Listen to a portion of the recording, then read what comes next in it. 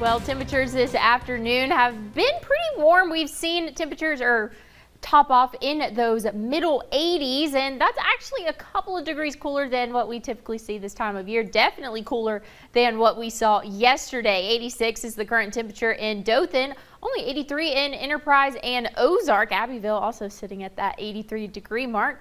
Not seeing any cloud cover for us here in the southeast, not seeing any rainfall either. So that is some good news there. Expecting us to stay dry and clear throughout the rest of the evening and overnight tonight. So we're going to see lows dip into those lower 60s. So to start off our Saturday, clear skies, cooler start. We're going to warm up though into those 80s by noon. Sunny skies throughout the day, going to top off in those middle and upper 80s by about 3 or 4 p.m. tomorrow. Going to be clear throughout the rest of the evening tomorrow and into the overnight hours. We're going to see that cloud cover come into play for the early morning hours Sunday. Going to see low temperatures in those lower 60s again. Going to see a little bit of cloud cover throughout the day, but that's not going to stop our high temperatures from getting into those upper 80s, possibly lower 90s in some places. Now this is the big story. Got to take a deep breath for this one. We have lots of activity going on in the Atlantic right now. So I'm going to take it step by step. Hopefully will be a little bit easier that way. We'll go storm by storm. This is a big view of the Atlantic. Now I zoomed in a little bit closer to Africa, where we do have tropical storm Hermine right now.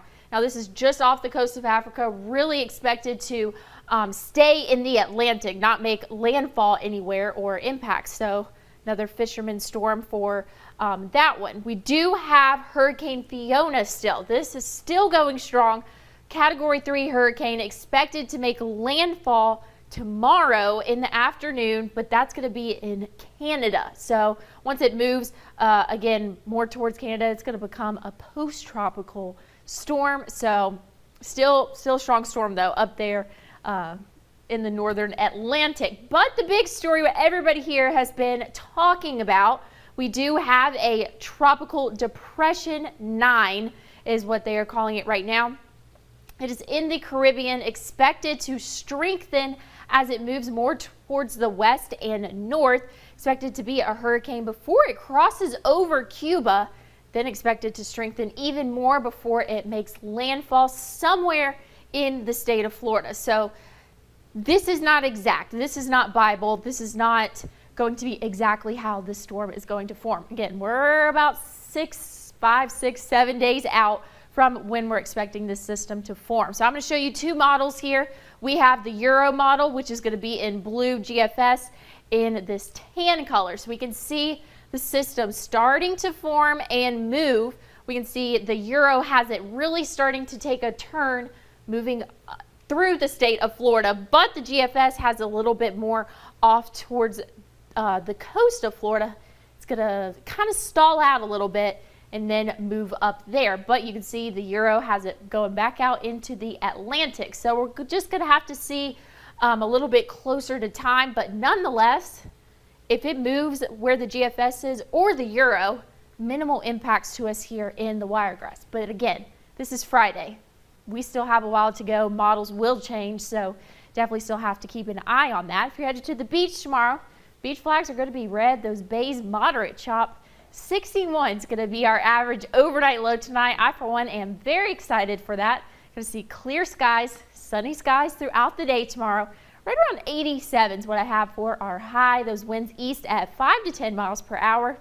Going to warm up throughout the beginning of the week or the end of the weekend into the beginning of our work week. Again, we're going to be watching the tropics come Tuesday, Wednesday, really into Thursday.